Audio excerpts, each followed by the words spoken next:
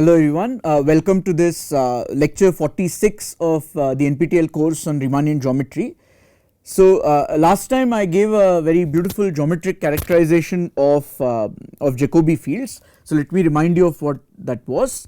So let gamma from A to B to M be a geodesic, then J is a Jacobi field if and only if there exists a variation capital gamma from minus epsilon to epsilon cross A to B to M such that each of the horizontal curves gamma S of t is a geodesic, okay, and this capital the J is given as the variation vector field of this variation, okay. So basically all Jacobi fields arise from variations through geodesics, okay. So a nice sort of example of this is the following. So let us look at the round sphere,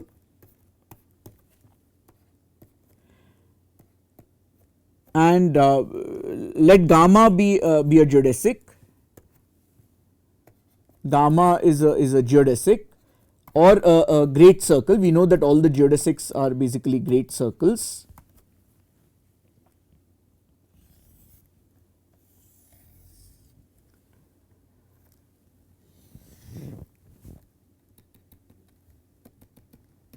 Okay. Now suppose I want to find a Jacobi field, so let J be a Jacobi field such that let us say J of 0 is 0, okay. So then in order to find such Jacobi fields I have to basically take variations through geodesics which keep this point P fixed, right. And let us say I want a Jacobi field whose sort of derivative is given by some other vector v, okay. This is the velocity vector of gamma. So then the idea is that just by rotating the sphere in the direction of this vector v, you can basically sweep out this great circle will actually sweep out, sorry, let me use a different color. So this great circle will sweep out other great circles, okay. And so then corresponding to each such v you can basically construct Jacobi fields by sort of sweeping out by rotating the sphere and sweeping out these great circles and then taking the variation vector field of that, okay. So that is a very nice sort of geometric way of constructing Jacobi fields on the sphere, okay. So that is so now I am going to apply this to get a formula for the Jacobi field in normal coordinates. So before that we need the following consequence. So this is the first corollary. So let P be a point in M and let us say my gamma is given as exponential of TV for some V in the tangent space, okay. So then the unique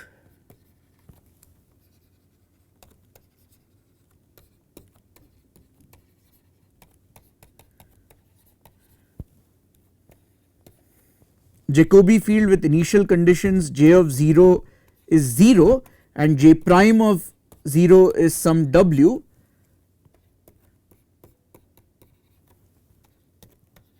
is given by this formula. J of t is the derivative of the exponential map at TV acting on TW, okay. So here we are identifying the tangent space to the tangent space, so we are identifying the tangent space to TPM at this vector TV with TPM itself, okay. So the derivative of the exponential map which ordinarily would be a map from this to the tangent space at gamma of t, is now to be considered as a map from the tangent space TPM to T of gamma t. Okay. Alright, so what is the proof of this corollary? Well, we consider the following. Consider the following variation.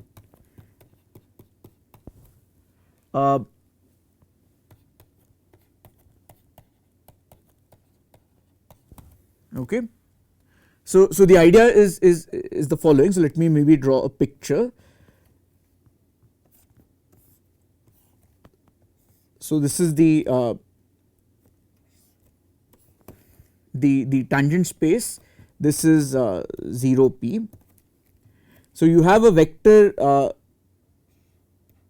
v here, and you have another vector w at that point, right. So that is what I mean, that a vector w in the tangent space in TPM, I can think of it as a vector in the tangent space to TPM at this point TV, right. So let us say this is TV.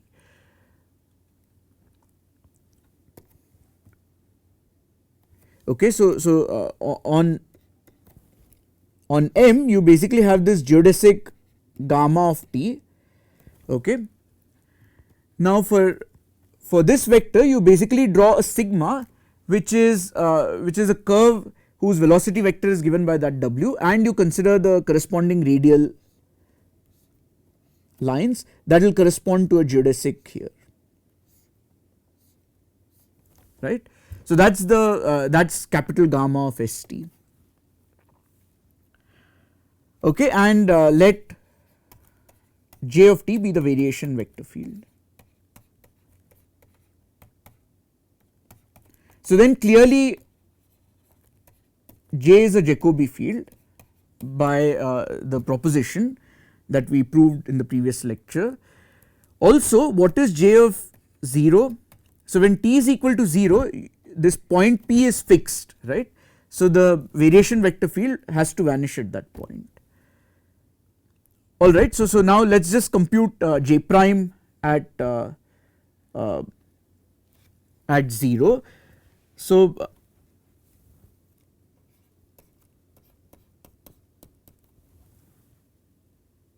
note that right, so what is, let me write down the formula for gamma st again. So that is exponential at p of t times v plus sw. Okay. So one can again check that so what is J prime at 0. This is similar to a calculation, in fact easier version of a calculation that we did last time. So that is dt at t equals 0, ds at s equals 0 of gamma st, right. But now by the symmetry lemma you can flip this around, and this is precisely covariant derivative with respect to s times the velocity vector dt at t equal to 0 of gamma st.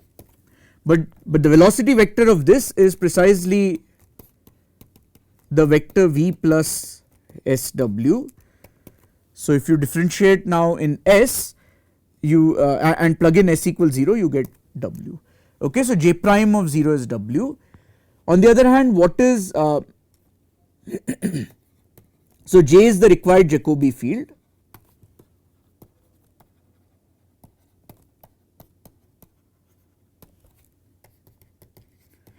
But what is the formula for J of t? Well, by definition this is the variation vector field of capital gamma.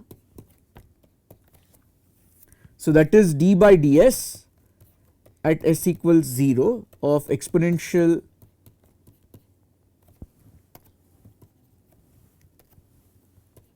of this. So by chain rule remember we are now fixing t, so we are looking at a fixed t and we are differentiating in S. So by chain rule, this is going to be the derivative of the exponential map at the vector t times v plus sw, where you are now plugging in s equals 0. So this is maybe I'll write down an additional step. This acting on the derivative, the s derivative of this, which is tw, right, and then you plug in s equals 0. So if you plug in s equals 0, this is just going to be the derivative of the exponential map at the vector tv of tw, okay, and we are done. This is the formula that I was claiming. Okay, so that proves the first corollary. For the second corollary, I note the following. So let P be a point in M and U a normal neighborhood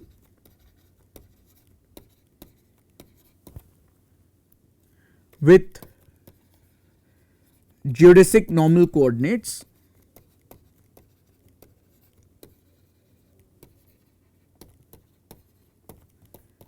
x1 up to xn. Okay. Then for any w given by wi del I at p, so this is some vector in the tangent space TPM,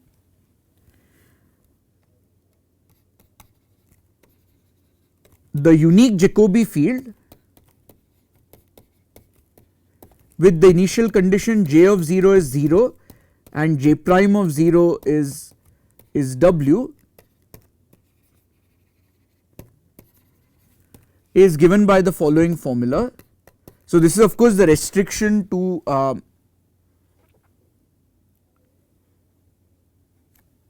right.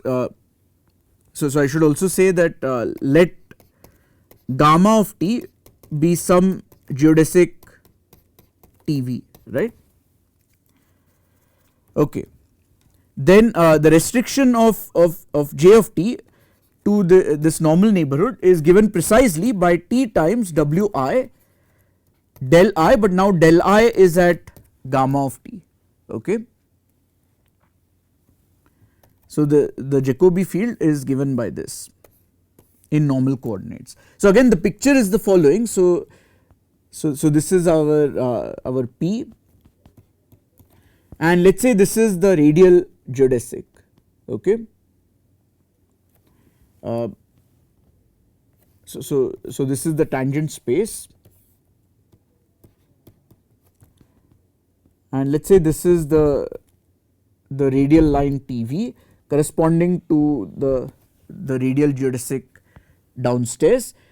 Then upstairs you basically just the Jacobi field is basically just given by this.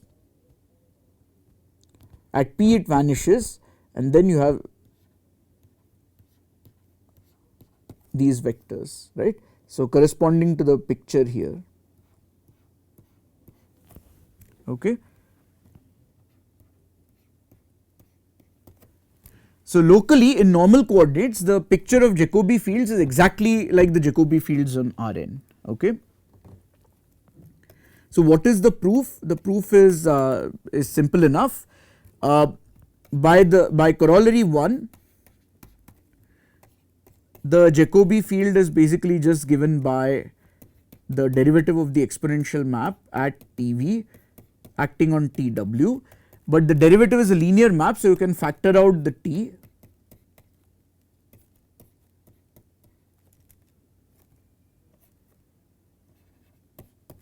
Okay. But that is precisely t times wi, the derivative of the exponential map of del I. Okay.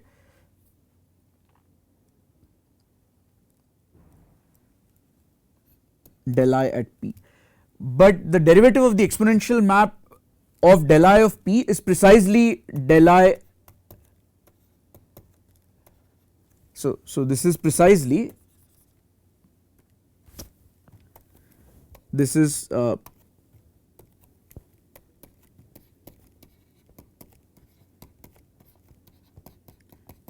so we are using the following basic fact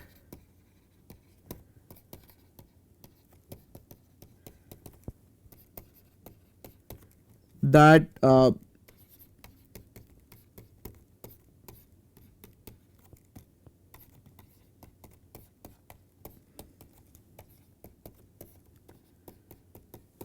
okay. So remember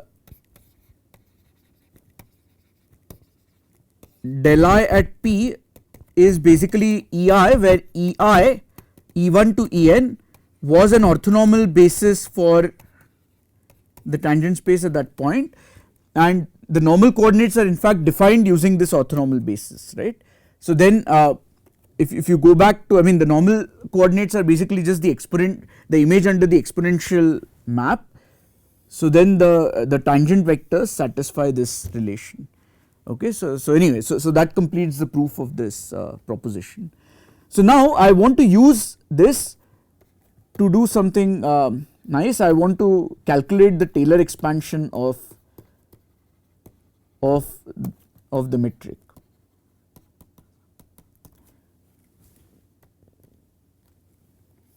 Okay, so recall in normal coordinates,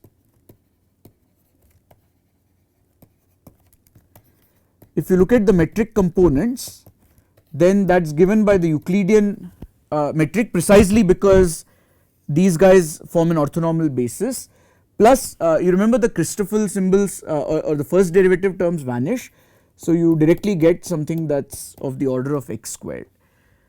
So now we would like to understand what is this quadratic term, what does it actually look like. Okay. So here is a proposition.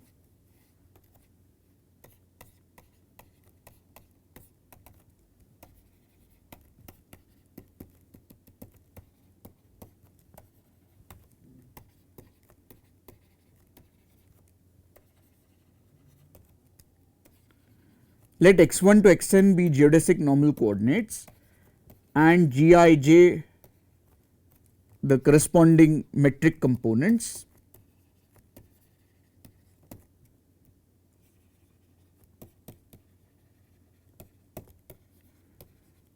Okay. So then we have the following Taylor expansion formula.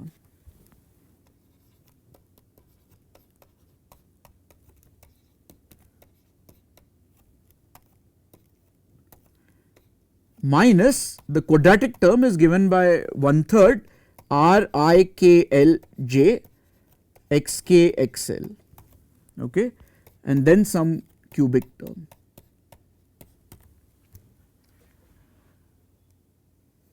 Okay. So how do you prove this? So the key point is the following lemma.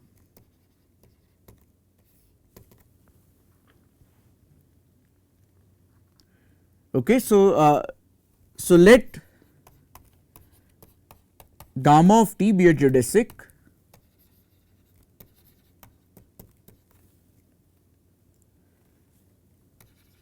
on some interval I with 0 belonging to I, okay, such that let us say it is a unit speed geodesic. Okay.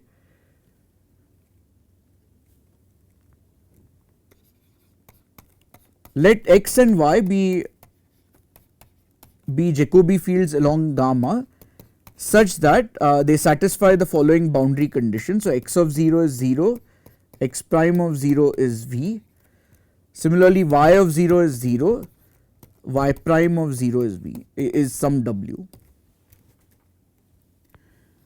So then we have the following expansion. If you take the inner product of x of t and y of t, then that is going to be the inner product of VW. So we have a Taylor expansion for this minus a curvature term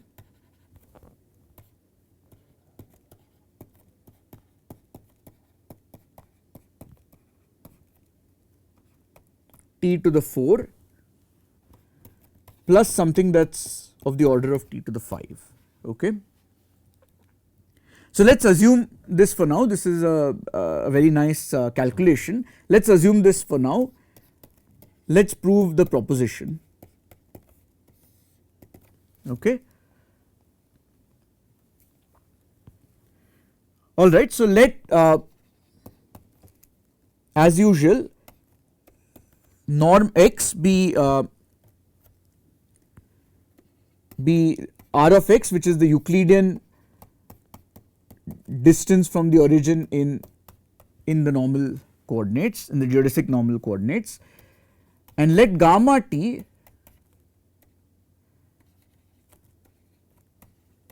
be a radial geodesic such that the initial velocity is given precisely by this xi del I at p, but then you want a geodesic with unit speed, so you divide by the magnitude of x. Okay. So then in normal coordinates, gamma of t is precisely given by t times x1 by mod x, etc., up to t times xn by mod x. This is part of what we proved when we discussed geodesic normal coordinates, right. Okay, so then what do the corresponding Jacobi fields look like? So then the corresponding Jacobi field basically looks like the following.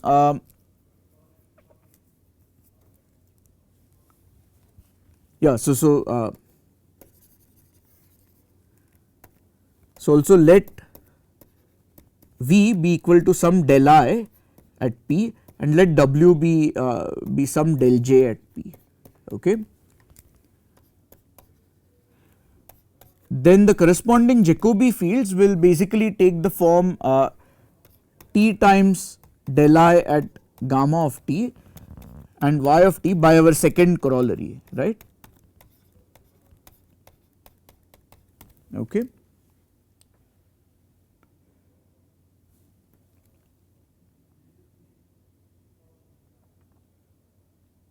Right. So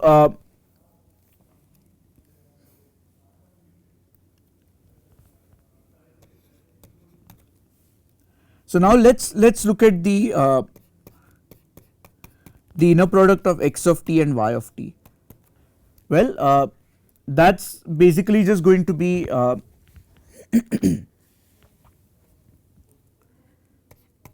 so I'm going to call this f of t, right. So I'm going to call this f of t, which is x of t y of t. Okay, so this is just going to be t squared times gij at gamma of t. So now let t be equal to mod x, right. So then what is gamma of t? Gamma of t is precisely x. Okay, if you go back to the formula of gamma, if you plug in t equals mod x, then gamma of mod x is just the point x. Okay, point whose coordinates are x1 to xn. Okay, so that means that f of mod x is precisely mod x squared times gij of x. So this is really the quantity that I'm interested in. Okay, but now by the lemma,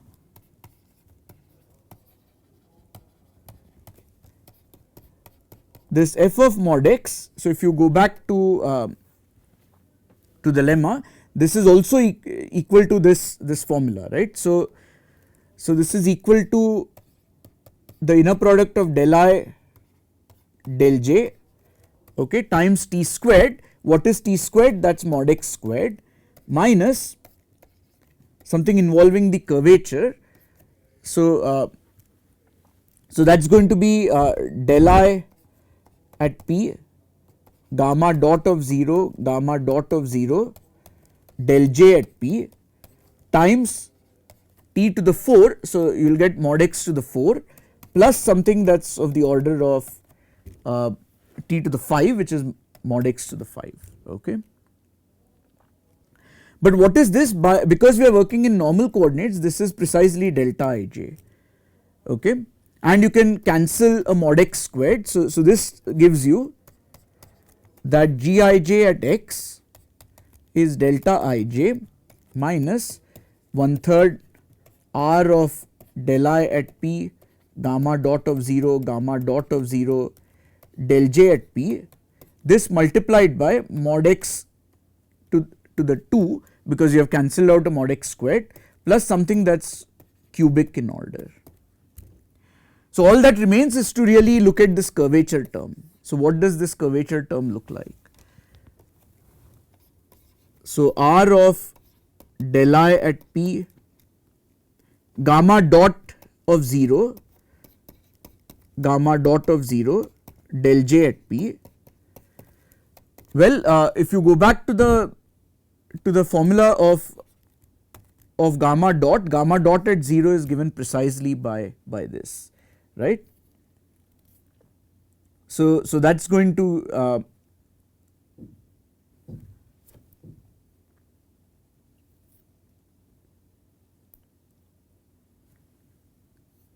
right. So that is going to give you the following. So this is going to be r of del I at p xk by mod x del k at p xl by mod x del L at p and del j at p. So if you use the multilinearity of the curvature tensor, this is precisely r I j k L at the point p times xk xl by mod x squared, okay, which implies if you go back to the formula of gij of x in the previous slide. So there is a mod x squared here which will cancel with the mod x squared that I have in the denominator now. So you will just get this.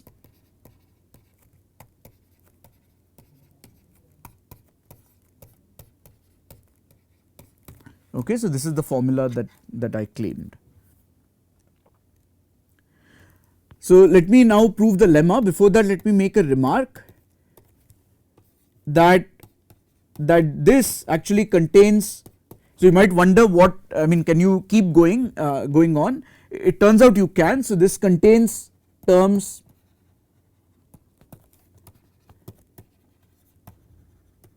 involving the covariant derivative of the curvature tensor, the covariant the cubic term will contain terms involving the covariant derivative of the curvature tensor.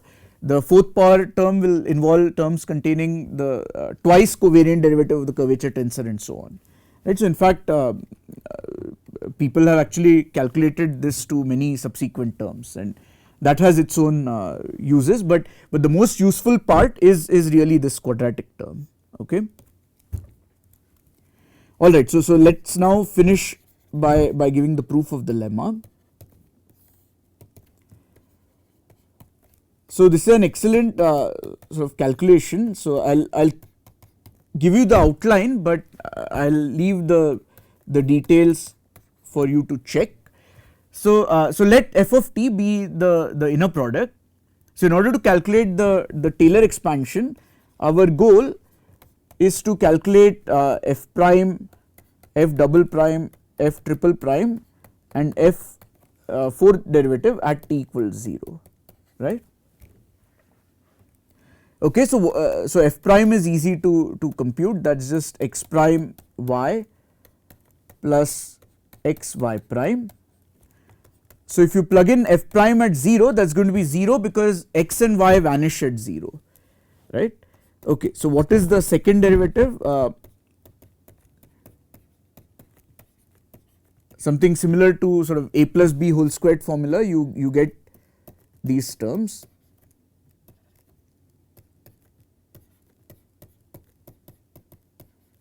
Okay. So again when you now plug in f double prime of 0, these two terms will cancel because x and y both vanish at 0, and x prime at 0 is v, y prime at 0 is w. So this will give you 2 inner product of v comma w. Okay, so you continue doing this. So the third derivative of f will basically be the third derivative of x comma y plus 3 times x double prime y prime plus 3 times x prime y double prime plus x comma the third derivative of y.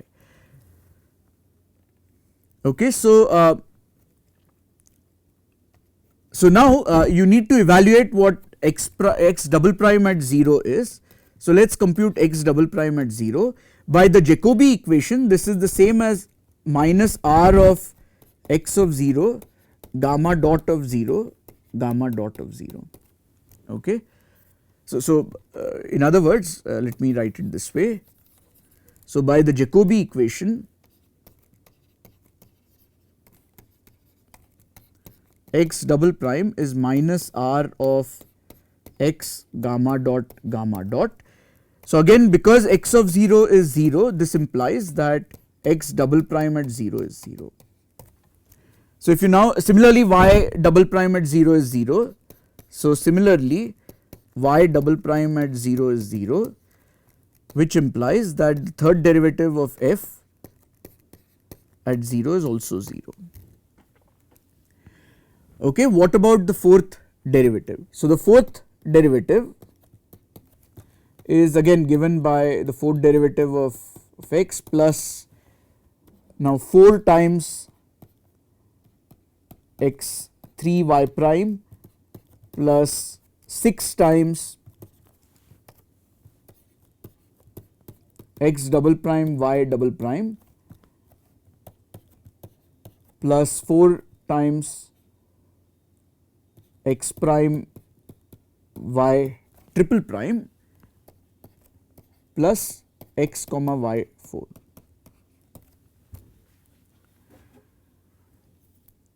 Okay, so now I want to calculate what this is. If you plug in 0, x double prime at 0 is 0, so all the terms cancel except I do not know what happens to these two terms, right. So let us calculate the third derivative of x. So the idea is we differentiate this, we differentiate the Jacobi equation. Okay. So when you differentiate this, you will firstly get the covariant derivative of the curvature tensor. So you are using Leibniz rule acting on this, plus or minus r times the derivative of x prime gamma dot, then the derivatives will also hit gamma dot and gamma dot, but the derivative of gamma dot is 0 because gamma is a geodesic, right. So now when you plug in 0, so x3 at 0, this is going to be 0 because x of 0 is 0, so this is just going to be minus r of v times gamma dot of 0 gamma dot of 0. So in other words, if you take the fourth derivative at 0, this is going to be minus 4 r of v comma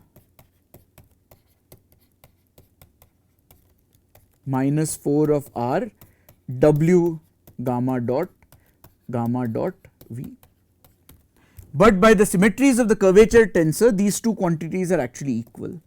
Okay, so the derivative is simply going to be minus 8 times r of v gamma dot of 0 gamma dot of 0 w.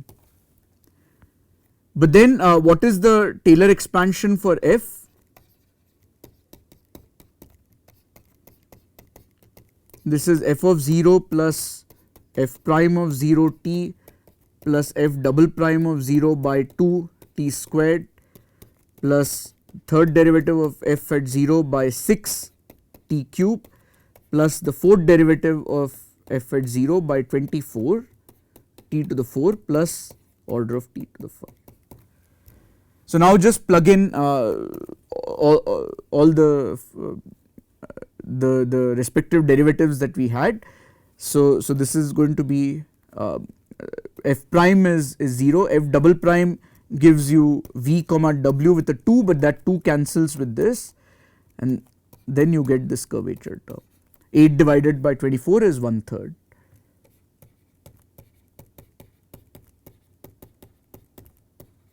Okay. So this to the t to the 4 plus order of t to the 5. So this completes the proof of the lemma. Alright, so that is it for this lecture. In the next lecture I will use this to give some very nice geometric interpretations for the various curvature quantities that we have introduced. Okay, so thanks for your attention, and I will see you in the next lecture. Thank you.